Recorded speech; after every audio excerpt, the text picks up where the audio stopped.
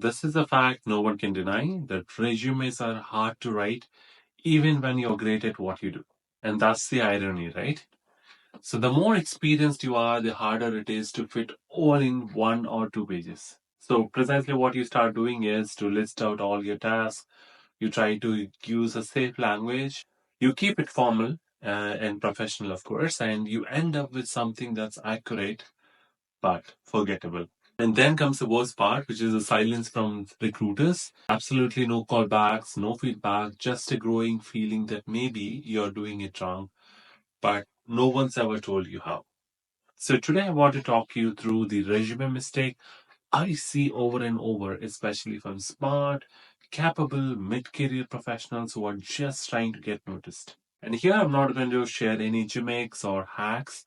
It's going to be about some psychological aspects about what makes a resume land or get left behind. Hey everyone, I'm Gautam Telugu. I spent over 15 years building teams, reading resumes, and helping people translate their experience into a language hiring managers can actually hear. So let's decode that together today. Resume writing is absolutely deeper than just formatting.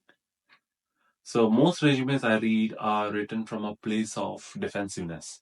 What I mean is they're not written intentionally but subconsciously, and the language is overly formal and super careful and designed to avoid sounding wrong, and more than it's trying to say something real.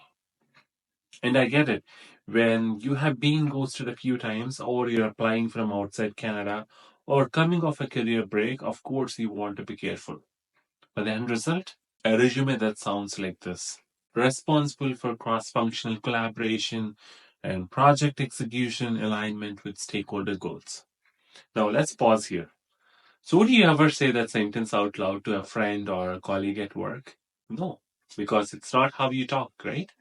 And that's what hiring managers pick up on: a voice that doesn't sound like a real person. So here's the fix: speak with clarity and not perfection, and say what you did, how you did it, and why it mattered in language that sounds like you. Instead of saying assisted with launch of internal knowledge base for sales enablement, try saying helped create a simple internal resource hub for the sales team so they could stop digging through email threads to find product info. Suddenly, as a recruiter, I can see it. I can feel the problem you solved. And now you're not just a name, you are a helper, a builder, a doer, right? And I can see a tangible outcome right there. This one's big and super common with people who have spent years in study roles.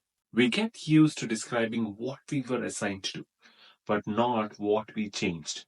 Let me show you what that looks like.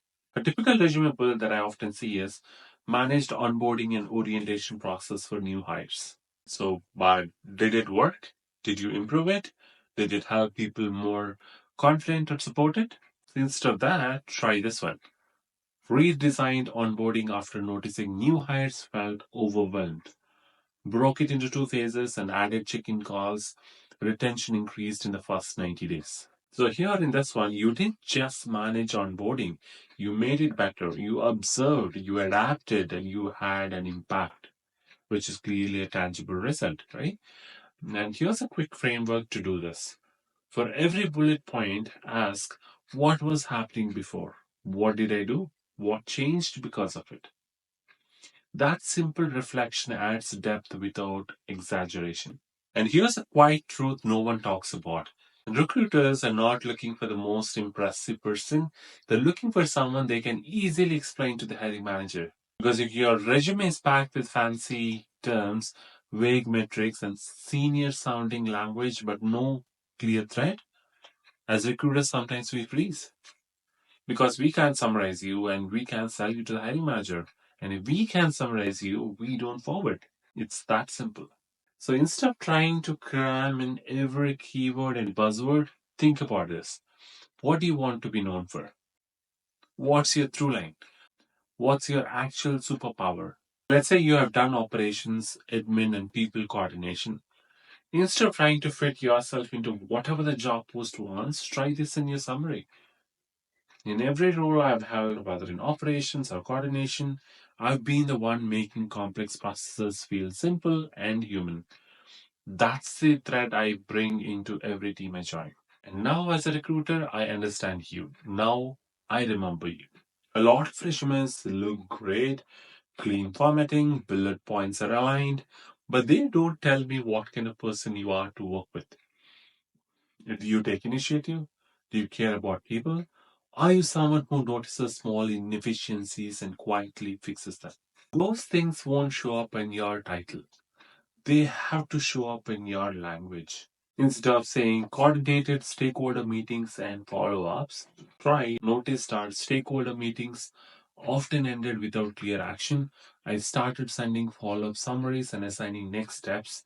People said it made a huge difference. This isn't bragging, this is texture, and it's what makes me want to meet you, not just read about you on the resume. This is especially for those of you who might have switched the industries, take a different direction in their roles, or had a non-linear career path. So you're trying to organize your resume by chronological order, hoping the recruiter will get it, but they won't. They're not connecting the dots unless you do it for them. So in these scenarios, try this instead.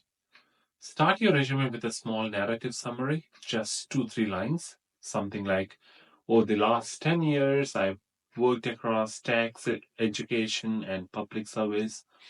What connects all of it is one thing: helping teams find clarity in chaos, whether through people, strategy, process improvement, or operations. Suddenly, your career isn't random, it's intentional, even if it didn't feel that way at the time. The resume is like a story, so make it worth turning the page. If you have been applying for weeks or months and still here in silence, I want you to know you're not unqualified. You're just being read too quickly by people with too little context. And that's not your fault, but it is your opportunity, because when you slow down and think of your resume not as a list, but as a moment to connect, you start writing differently. You write like someone who knows what they bring, and more importantly, who knows how to show it. If this helps shift something for you, please consider subscribing. Not for my sort of tips, but for tools that actually help you feel seen in your career. And if you're willing, drop a bullet point from your current resume in the comments. Let's rework on that together, because you deserve to be seen, not just scanned.